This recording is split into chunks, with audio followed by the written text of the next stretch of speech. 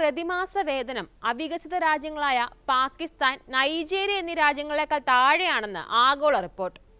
ഇക്കാര്യം വ്യക്തമാക്കുന്ന velocity global 2024 report ഉയർത്തിക്കാണിച്ച BJP സർക്കാരിനെതിരെ കോൺഗ്രസ് നേതാവ് പവൻ ഖേര രംഗത്ത് വന്നിരിക്കുകയാണ്.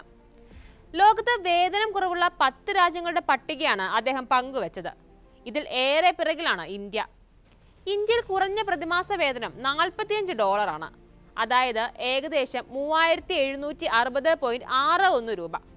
അതേസമയം നൈജീരിയയിൽ $76, പാകിസ്ഥാനിൽ $114. $28 പ്രതിമാസ വേതനമുള്ള ശ്രീലങ്കയും കിർഗിസ്ഥാനും മാത്രമാണ് ഇന്ത്യക്ക് പിന്നിൽ പട്ടികയിലുള്ള മറ്റ് രാജ്യങ്ങൾ.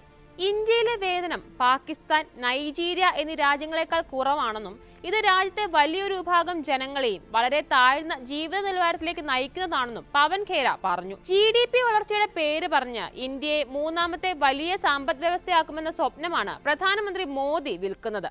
എന്നാൽ കാര്യങ്ങൾ തികച്ചും വ്യത്യസ്തമാണെന്ന് പവൻ ഖേര വ്യക്തമാക്കി. രാജ്യത്ത് തൊഴിലില്ലായ്മ വർദ്ധിക്കുന്നതിനെതിരെയും BJP സർക്കാരിനെതിരെ കോൺഗ്രസ് ആഞ്ഞടിക്കുന്നുണ്ട്.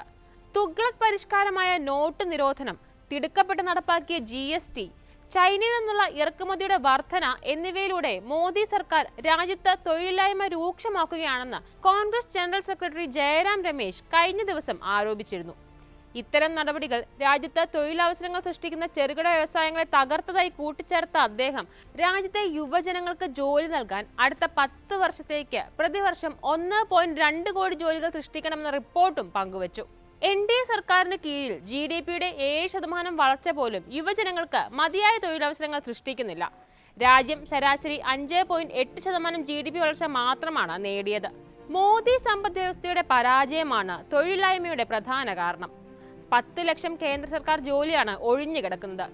ഇത് നമ്മുടെ വിദ്യാസമ്പന്നരായ യുവജനങ്ങളെ പരിഹസിക്കുക മാത്രമല്ല, സർക്കാരിന്റെ പ്രവർത്തനത്തെ പ്രതികൂലമായി ബാധിക്കുകയും ചെയ്യുന്നു. ഇന്ത്യയിലെ തൊഴിൽ ശക്തിയുടെ 21% പേർക്ക് മാത്രമാണ് ശമ്പളമുള്ള ജോലിയുള്ളത്. കോവിഡിന് മുൻപ് ഇത് 24% ജയറാം രമേശ് റിപ്പോർട്ട് ഉദ്ധരിച്ചുകൊണ്ട് പറയുന്നു. ഇന്ത്യയിലെ പകുതിയോളം സംസ്ഥാനങ്ങളിലും 3 കേന്ദ്രഭരണ പ്രദേശങ്ങളിലും 7 വർഷത്തിനിടെ അനൗപചാരിക മേഖലയിൽ തൊഴിൽ നഷ്ടമുണ്ടായതായുള്ള റിപ്പോർട്ട് ദിവസങ്ങൾക്ക് മുൻപ് പുറത്തു വന്നിരുന്നു. നാഷണൽ സാമ്പിൾ സർവേ ഓഫീസാണ് ഇത് സംബന്ധിച്ച വാർഷിക റിപ്പോർട്ട് പുറത്തുവിട്ടത്. അനൗപചാരിക മേഖലകളായ ചെറുകിട ബിസിനസ്സുകൾ, മറ്റ് കച്ചവടങ്ങൾ, വഴിവാണിഭങ്ങൾ എന്നിവയിലാണ് തൊഴിൽ നഷ്ടമുണ്ടായത്. തൊഴിൽ നഷ്ടത്തിൽ പശ്ചിമ ബംഗാളാണ് മുന്നിൽ. 30 ലക്ഷം പേർക്ക് ജോലി നഷ്ടമായി. കർണാടകയിൽ 13 ലക്ഷം പേർക്കും, തമിഴ്നാട്ടിൽ 12 ലക്ഷം പേർക്കും, ഉത്തർപ്രദേശിൽ 7.9 ലക്ഷം പേർക്കും ജോലി നഷ്ടമായി. ആന്ധ്രാപ്രദേശ് 6.77 ലക്ഷം, കേരളം 6.4 ലക്ഷം, അസം 4.9 ലക്ഷം, തെലങ്കാന 3.4 ലക്ഷം എന്നിങ്ങനെയും 2015-16 മുതൽ 2022-23 വരെയുള്ള കാലയളവിൽ തൊഴിൽ നഷ്ടം സംഭവിച്ചു. യുവാക്കളെ തൊഴിലില്ലാത്തവരാക്കി നിർത്തുകയെന്ന ഏക ദൗത്യമാണ് മോദി സർക്കാരിനുള്ളതെന്ന് കോൺഗ്രസ് അധ്യക്ഷൻ മല്ലികാർജുൻ ഖാർഗെയും ആരോപിച്ചിരുന്നു. തൊഴിലില്ലായ്മയെക്കുറിച്ചുള്ള സ്വതന്ത്ര സാമ്പത്തിക റിപ്പോർട്ടുകൾ മോദി സർക്കാർ നിഷേധിക്കുന്നുണ്ടാകാം. എന്നാൽ സർക്കാർ ഡേറ്റ എങ്ങനെ നിഷേധിക്കും?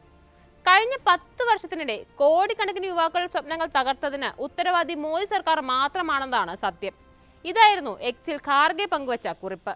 നാഷണൽ സാമ്പിൾ സർവേ ഓഫീസിന്റെ വാർഷിക സർവേ പ്രകാരം നിർമ്മാണ മേഖലയിൽ 2015-നും 2023-നും ഇടയിൽ 54 ലക്ഷം തൊഴിലവസരങ്ങളാണ് നഷ്ടപ്പെട്ടത്. PLFS സർവേ പ്രകാരം നഗരങ്ങളിലെ തൊഴിലില്ലായ്മ നിരക്ക് 6.7%.